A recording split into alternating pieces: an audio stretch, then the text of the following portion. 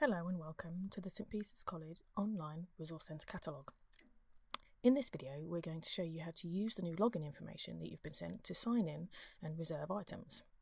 You should have received login information on email, so we'll use that information now to sign in.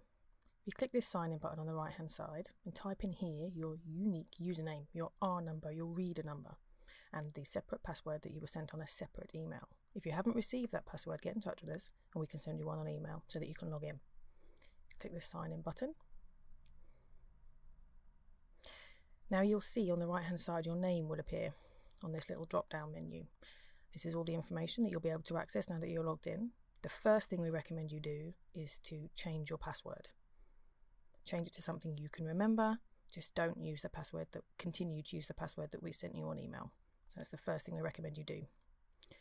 So this video is going to talk about reserving items.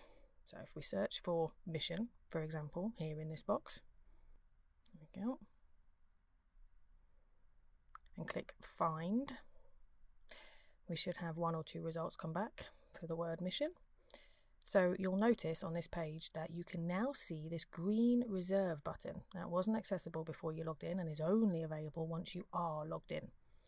So if you click this reserve button here, you should then get a little window asking you if you want to reserve the item. Yes, you do. Click on continue, and then you will get a success window pop up that confirms that you've been able to reserve the item. We ask that you try and collect it within the next 2 weeks from Church House. It will be put to one side with your name on it, ready for you to pick up.